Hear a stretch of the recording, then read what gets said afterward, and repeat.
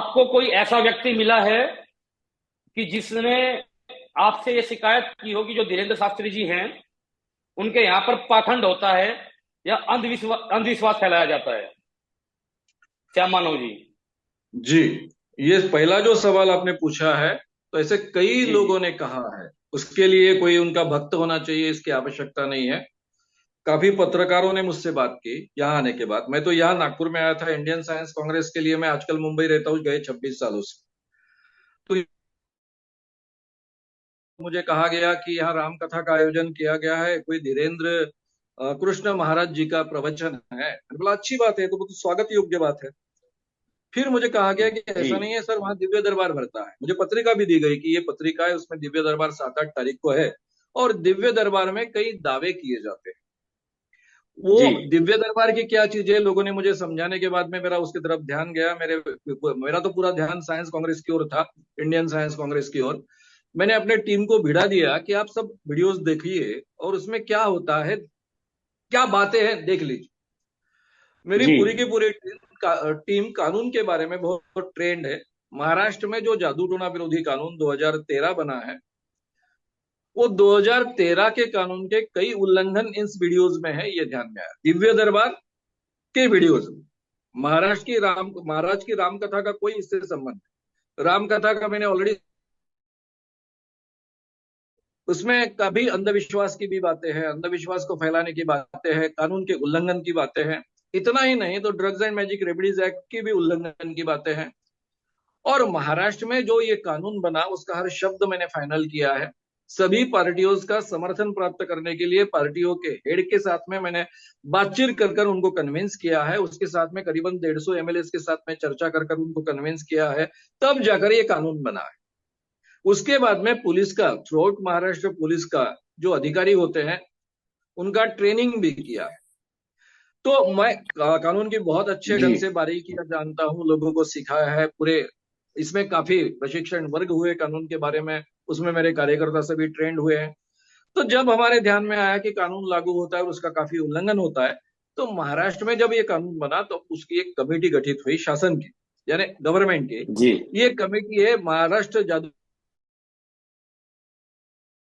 प्रसार प्रचार अंमलबजावणी यानी इम्प्लीमेंटेशन कमेटी। ये कमेटी का मैं सह-अध्यक्ष हूँ।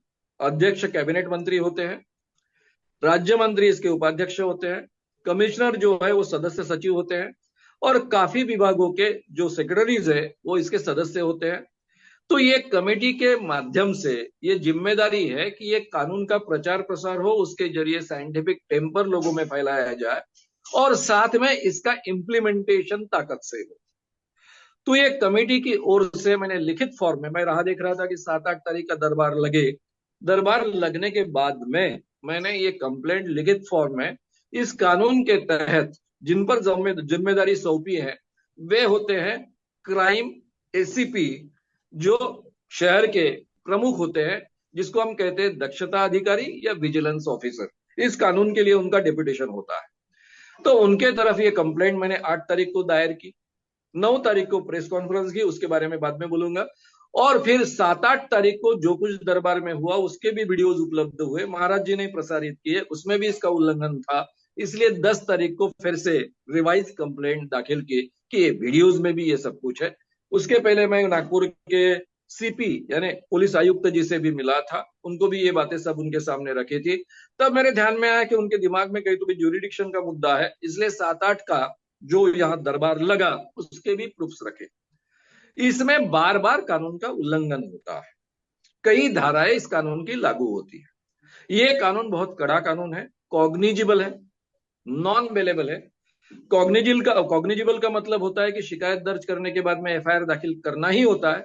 नॉन बेलेबल का जी। मतलब होता है कोर्ट से ही जमानत मिलती तो है। क्या एफआईआर एफआईआर दाखिल की एक गई मिनट, श्याम मानव जी? ये बात पूरी कर लूं। फिर ये जी। कानून की जो शिक्षा का प्रावधान है यानी पनिशमेंट का प्रावधान है, वो 6 माह कारावास से लेकर 7 साल के कारावास तक का प्रावधान है, प्लस 5,000 से 50,000 रुपए दंड का प्रावधान। तो इस ढंग का ये कानून है और दक्षता अधिकारी पर ये जिम्मेदारी है कि वो अगर उसके जुरिडिक्शन में ऐसी कोई बात घटती हो तो उसको रोके, उस पर प्रतिबंध लगाए, स्वयं होकर उस पर एफआईआर दर्ज करे और आगे की चौकसी करे।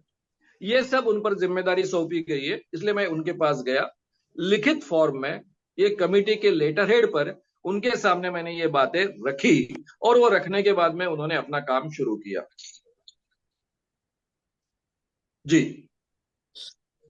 तो आप श्याम सवाल मानव जी, मेरा ये प्रश्न था आपसे जी कि क्या आपके द्वारा जो शिकायत दी गई थी उस पर एफआईआर हुई है? अभी तक एफआईआर नहीं हुई है, यानी जहां तक 156 के मेरी तहत आप कोर्ट भी जा सकते थे। जी, मैं शासन की कमेटी का सह अध्यक्ष हूं।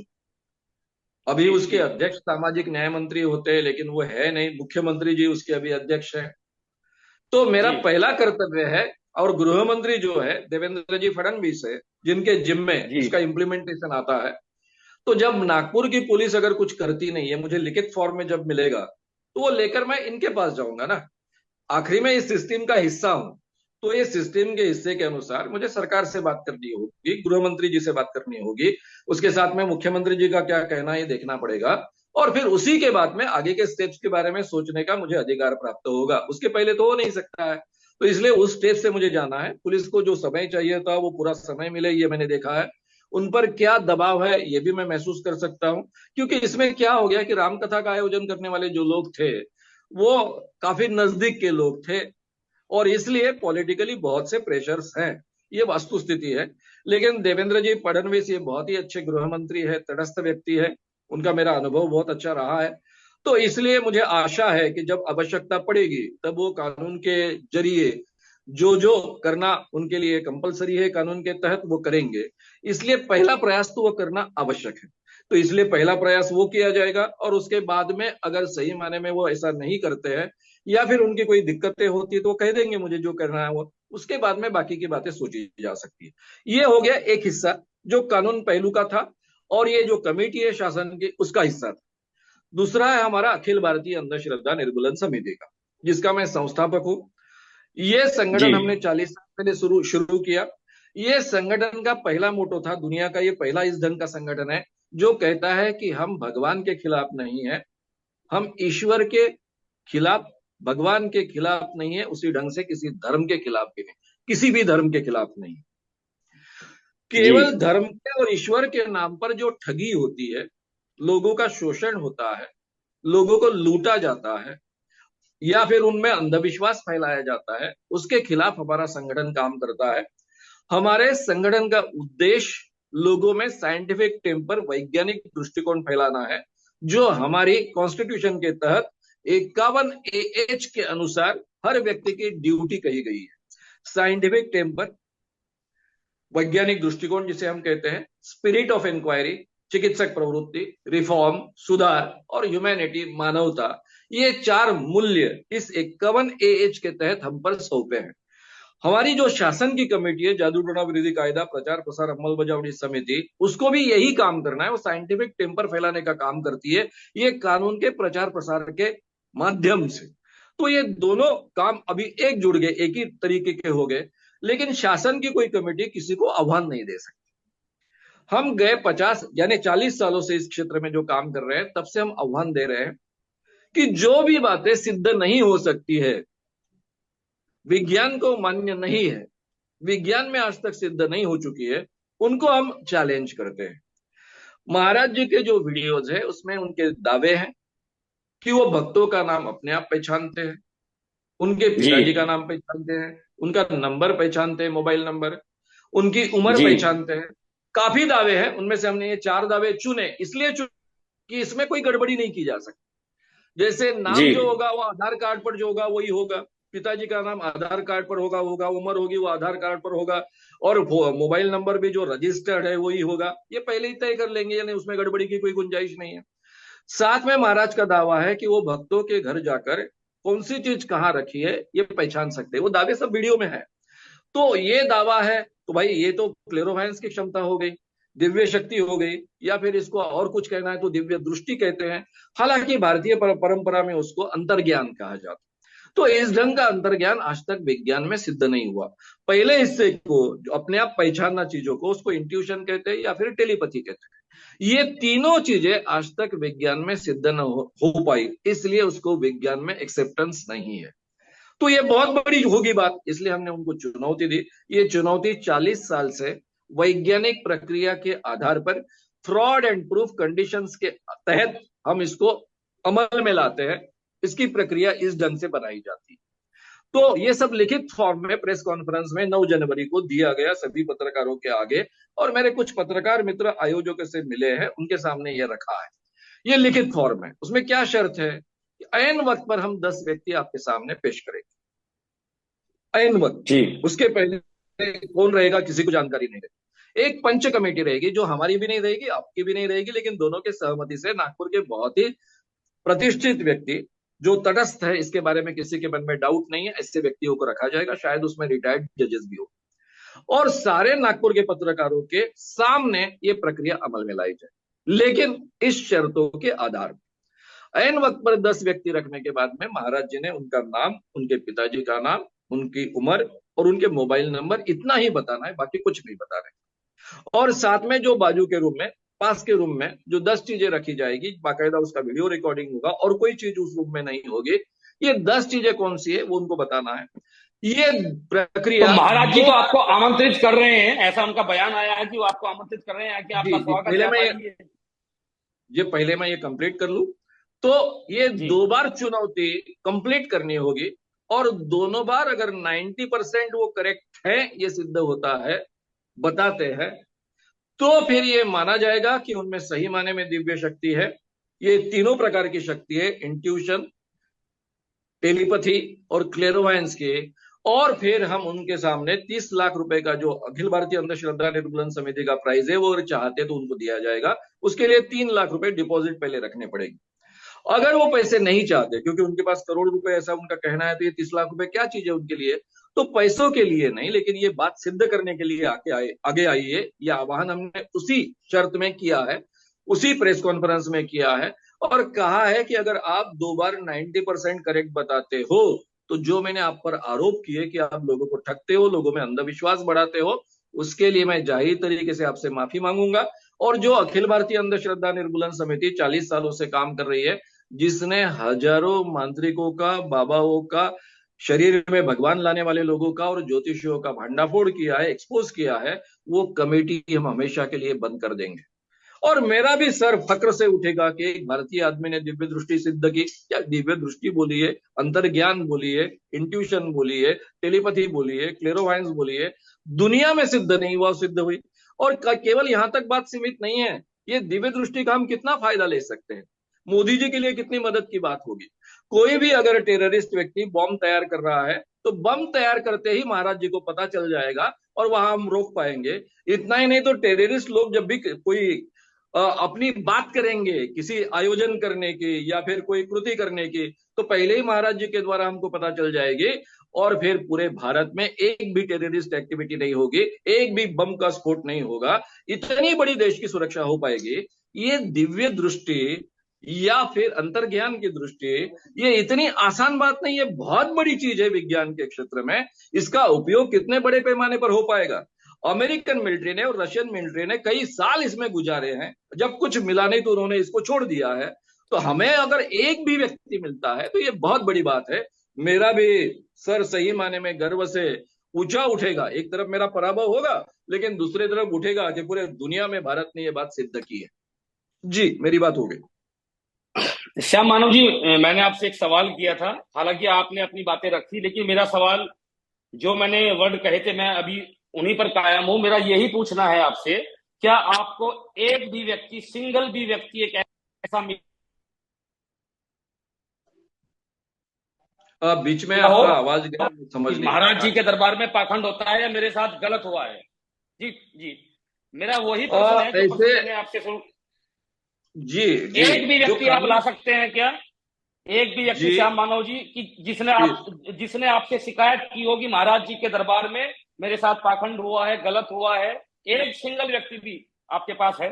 मैं आपको बताऊं, इस ढंग की कोई भी कंप्लेंट्स हमेशा आएगी, इसकी कोई गारंटी नहीं होती। उस क्षेत्र में मैं 40 सालों से काम कर रहा हूं, इसीलिए कानून बनाया ना। अच्छा, मतलब इसका मतलब ये कानून माना है, जाए कि इस तरह की कोई शिकायत नहीं है आपके पास? मेरे पास शिकायत के नहीं। आप अगर वीडियो खोलेंगे तो वीडियो में भरमार पड़ी है शिकायतों। नहीं इसलिए नहीं, मैं वो बात वीडियो मत पर नहीं कीजिए। जाना चाहूंगा श्याम मानव जी। देखिए, आप मेरे आरोप पास लगा रहे में हैं। मेरे पास में ये शिकायत आई कि ये कानून का उल्लंघन करते हैं, इसलिए आप इसको देखिए और कार्रवाई कीजिए।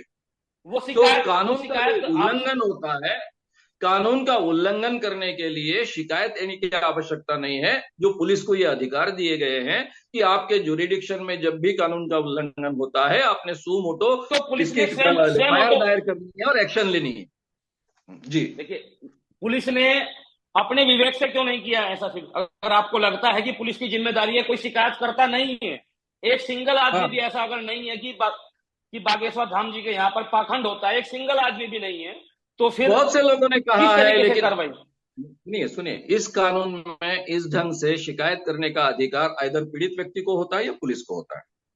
जो लोग वहां तो जाकर कोई आए, पीड़ित व्यक्ति है? जिनमें, मैं बताइए, सुनिए ना बात। जो लोग जी। वहां जाकर आए, जिन्होंने देखा कि वहां भूत प्रेत की बातें हो रही है, किसी ने करनी की, किसी ने जादू टोना किया ऐसा कहा जाता है, किसी ने भूत लगाया ऐसा कहा जाता है, ये सब बार बार इस विषय पर हम व्याख्यान देते हैं, प्रबोधन करते हैं, इसलिए लोगों को पता है। काफी लोगों ने मुझे ये सूचित किया और इसलिए आप वीडियो देखे बोला है। और वीडियो देखने के बाद में ये बातें मिली, इसलिए पुलिस तक मैंने पहुंचाया, जो मेरा कर्तव्य था कमेटी का। ये जो आप बोल रहे हैं, आपने किसी ने शिकायत की, भाई किसी ने अगर शिकायत करने की बात होती तो मुझे बताइए, कानून बनाने की क्या आवश्यकता थी? अखिल भारतीय अंधश्रद्धा निर्मूलन समिति ने 40 सालों से काम करने की क्या आवश्यकता थी? आपको क्या शिकायत लगता होगी है हमें तभी कोई तो शिकायत कानून अपना होती है? काम करेगा श्याम मानव जी। एक सीधा सा सवाल मेरा यही है कि किसी चीज की शिकायत होगी तभी कानून अपना काम करेगा ना। जी नहीं। अगर कोई। जी नहीं, कानून में हमेशा शिकायत करने की आवश्यकता नहीं होती। आपने मर्डर किया और किसी ने कहा नहीं शिकायत की, तो क्या कानून काम नहीं करता अपना? तो मर्डर होना भी हर तो चीज चाहिए के ना। लिए मर्डर होना हर भी चीज चाहिए के ना। लिए हर चीज के लिए कानून में शिकायत का एक दायरा होता है, उसके कुछ प्रावधान होते हैं। और इसमें ये प्रावधान है। पहले प्रावधान था कि जो भी देख रहा है व्यक्ति, उसको अगर महसूस होता है कि ये यानी ये शिकायत योग्य व्यक्ति यानी चीज हो रही है, तो वो शिकायत कर सकता था।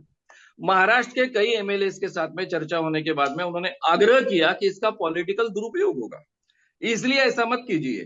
इसलिए सामान्य पुलिस को यह अधिकार नहीं दिया गया। हालांकि कोई भी कांस्टेबल एफआईआर दाखिल कर सकता है, लेकिन आगे की कार्रवाई करने का अधिकार केवल दक्षता अधिकारी को है, जो कम से कम सीनियर पुलिस इंस्पेक्टर रह सकते हैं या फिर उनसे उच्च अधिकारी रह सकते हैं। ये मर्यादा इस कानून में इसलिए डाली गई कि इस कानून का मिसयूज ना हो। अब ये कानून की ये मर्यादा है, उसी मर्यादा में चलना पड़ेगा। इसमें व्यक्तिगत शिकायतकर्ता की आवश्यकता नहीं होती है। खुद ये जिम्मेदारी दक्षता अधिकारी पर डाली है। व्यक्तिगत शिकायत कही जा सकती। अभी सीधी बात है, हमारे भारत में हर जगह टोटका टोनही के कारण हजारों लोग मारे जाते हैं। हमारे महाराष्ट्र में भी मारे जाते हैं। इतने सालों से हम काम करने की कोशिश कर रहे हैं, इसके बावजूद उसमें कोई शिकायत करता नहीं होता है। मर्डर होने के बाद में पुलिस को पता चलता है, और पहले मर्डर की धाराएं लगती थी और मर्डर सिद्ध नहीं होता था, क्योंकि मर्डर के पीछे उद्देश्य चाहिए। ये सबसे बड़ी दिक्कत थी, इसलिए ये कानून बना। तो ये मर्डर क्यों होता है? मर्डर के पहले रुकना चाहिए ना।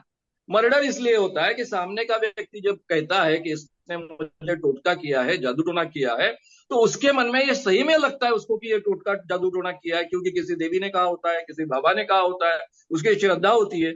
और फिर उसे लगता है कि इसको मार डालने के अलावा मेरे पास कोई चारा नहीं, इसलिए वो मार डालता है।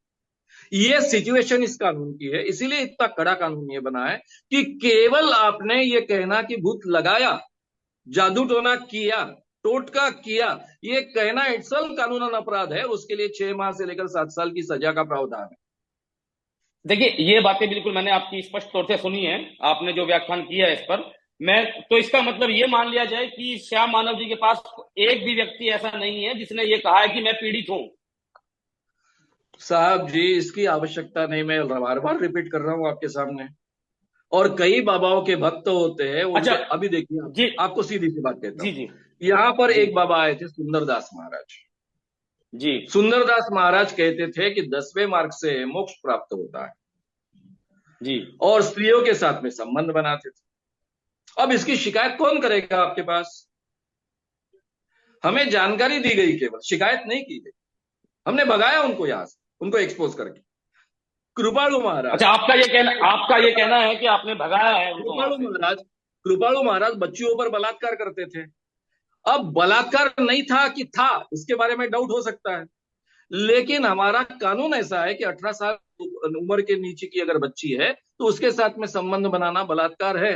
इसलिए वो शिकायत दर्ज हुई, इसलिए वो शिकायत हुई। ये बात कोई बच्ची ने नहीं कही, 12-13 साल की बच्ची थोड़ी कहने वाली मेरे साथ कुछ हुआ है। उसके पास के पड़ोसी ने कही, उसके आधार पर आगे की सब प्रक्रिया चली। तो कहने का मतलब ऐसा होता है कि हमेशा घर के व्यक्ति शिकायत करे, ऐसा ये क्षेत्र नहीं है, ये अंधविश्वास का क्षेत्र है, लोगों का अच्छा चलिए, अंधविश्वास होता है। श्याम मानव जी जी, मैं आपकी बात से बिल्कुल सहमत हूं, लेकिन मैं एक चीज जरूर कहना चाहूंगा। उनके समर्थक इतनी बड़ी संख्या में हैं, कोई एक सिंगल तो होगा ना, एक सिंगल व्यक्ति जिसको ये लगा हो कि वहां गलत होता है, वहां पाखंड होता है, वहां अंधविश्वास होता है। कोई सिंगल जो व्यक्ति लोग भी आपकी नजर में? जो लोग वहां गए उन्होंने ही ये जानकारी हमें दी। वहां पर क्या आप अपनी उनका नाम पर्ची, ले पाएंगे? बिल्कुल नहीं लेंगे नाम। क्या उनको मरवाना है अच्छा। क्या? हम मरने के लिए अच्छा, तैयार है, लेकिन उनको मरवाना है तो क्या? इसका, अच्छा, इसका मतलब आप कहने का ये कह मतलब रहे हैं कि ये अगर है, आप उनका नाम लेंगे तो वहां पर उनको मार दिया जाएगा? हो कुछ भी हो सकता है। आपको क्या मामूली चीज लगती है? हमारे साथी मारे गए हैं, मैं भी अच्छा। शायद कह नहीं सकते। इतना आसान फील्ड है क्या ये? यहाँ पर जान के लिए बहुत जोखिम होती है। तो इसलिए महाराज जी ये जोखिम? बातें जाहिर रीत्या कही नहीं जा सकती है। हमने वहां पर जो रजिस्ट्रेशन होता है, क्योंकि अगर आपको पर्ची लगानी है दरबार में तो आपको रजिस्ट्रेशन करना पड़ता है। उस व्यक्ति ने रजिस्ट्रेशन किया, उसने हमको वो पर्ची भी ला कर दी, अपनी शिकायत भी दी। हम उनका नाम उजागर नहीं करते, लेकिन पुलिस के सामने वो पर्ची जमा की गई है। किस लिए जमा की गई है? इसलिए जमा की गई है कि कानून की प्रक्रिया पूरी हो। जी। तो आप कैसा सवाल उठा सकते हैं कि आपके पास किसी ने कंप्लेंट की? भाई, अंधश्रद्धा के खिलाफ हमेशा कंप्लेंट नहीं होती है। बूथ से लोग मार डालते हैं, घर का कोई व्यक्ति तो आप कंप्लेंट उसको नहीं करता। टोटल उसको अंधश्रद्धा कह रहे हैं आप? श्रद्धा नहीं, किसी की श्रद्धा भी हो मुझे सकती है। मुझे आप समझाइए। अभी एक वीडियो है, जो लोग जी। कहते हैं दिव्य शक्तियां नहीं होती वो आंखें खोलकर देख ले, ये चमत्कार। इस वीडियो में महाराज जी एक व्यक्ति को कहते हैं, विकास नाम का बालक, जी। माँ बीमार है, भूत बाधा की समस्या है, खाने में खिलाया गया है, मुसलमानी पीर विद्या का प्रयोग है, रानी नाम की औरत ने इसका पूरा षड्यंत्र रचा है। यानी कोई तो भी मुसलमानी पीर विद्या के प्रयोग के द्वारा भूत लगाया गया है, ऐसा भी कहते हैं। और उसके साथ में कहते हैं कि रानी नाम की व्यक्ति ने ये सब कुछ किया है। अब ये अंधविश्वास फैलाना नहीं तो क्या है? इस दुनिया में भूत नहीं होता है, ना ही मंत्र तंत्र जादू टोना होता है। महाराष्ट्र के संत ज्ञानेश्वर जो 700 साल पहले कह गए हैं कि मंत्रची बैरी मरे तर का बांधावी कट्यारे। मंत्र से अगर दुश्मन को मारा जाता तो क्यों शूर व्यक्ति अपने कमर पर तलवार को लटकाते हैं? तो ये सब चीजों पर हमारा विश्वास होता है। मैं खुद अंधविश्वासी था, मैंने सभी परिणाम इसके भुगते हैं। मुझे भूत लगा था, मांत्रिक ने उतारा था, कई बाबाओं का मैं भक्त था। जी। इसलिए वो मानसिकता जो होती है उसमें कोई कंप्लेंट नहीं करता है सर जी। कंप्लेंट पास वाला पड़ोसी करता है हमेशा, उसको बेचारे को दया आती है। घर के बहुत कम व्यक्ति कंप्लेंट करते। कब करते हैं? पूरी तरह से कंगाल हो जाए, बर्बाद हो जाए 10-15 साल बाद, तब कहीं उनके ध्यान में आएगा तो फिर कंप्लेंट करेंगे। इतना तो आसान श्याम थोड़ी मानव है। जी, श्याम मानव जी, जी, महाराज जी का ये कहना है, उन्होंने आपको आमंत्रित किया है कि आप आइए, तो क्या आप वहां पर जाएंगे? वहां पर जाकर आपके जो सवाल है। जी वैज्ञानिक कसौटी के आधार पर वहां कोई भी चुनौती प्रक्रिया पार नहीं पारी जा सकती है। उदाहरण के तौर पर मैं आपसे बात करूंगा, 7-8 जनवरी में दरबार लगा। महाराज जी एक भक्त को पूछते, तुम्हारे पिताजी का नाम क्या है? वो कहता है, मेरे पिताजी का नाम शंकर लाल है। फिर कहते पैची पर, यानी बोलते वक्त वो माइक पर बोलते, तुम्हारे पिताजी का नाम शंकर लाल है। आगे की सब बातें कहते हैं। फिर कहते हैं कि आप कबूल करो माइक पर कि सब बातें सच है। और उसके बाद में कहते हैं, नहीं तो तुम्हें तुम्हारे सब कान खुलवा दूंगा। अब मुझे बताइए, मेरे जैसे व्यक्ति के पहले सवाल जाता है मन में कि महाराज जी अगर पहले से सब कुछ जानते हैं, ये पिताजी का नाम पूछने की क्या आवश्यकता है? मैं उस फील्ड का एक तज्ञ व्यक्ति हूं। कई बाबाओं को ऐसी जानकारी निकालने की प्रक्रिया में मैंने एक्सपोज किया है, जिनके नाम भी मैंने उजागर किए, उन पर आगे कंप्लेंट्स भी दायर किए उनमें से कुछ लोगों। तो अभी अगर मैं वहां सवाल उठाऊं ये 50,000 60,000 लोगों के सामने कि महाराज जी आपको नाम पूछने की क्या आवश्यकता है, अगर आपको सब पहले से पता है? इसका मतलब है आपके पास 2-4 व्यक्तियों की जानकारी है और आपको कंफर्म करना है इसकी जानकारी, इसलिए आपने नाम पूछा पिताजी का। ये आप पत्रकार हो, मैं 15 साल पत्रकार पूरे मैदान में हूं, ये सवाल हम पत्रकार भी उठा सकते हैं क्या इस वातावरण में? मुझे बताइए, आप शंका ले सकते हो क्या? लॉ एंड ऑर्डर की सब सिचुएशन क्रिएट हो जाए तो भक्तों के सामने ये प्रक्रिया proof fraud and proof conditions के अंदर कैसे अमल में लाई जा सकती है?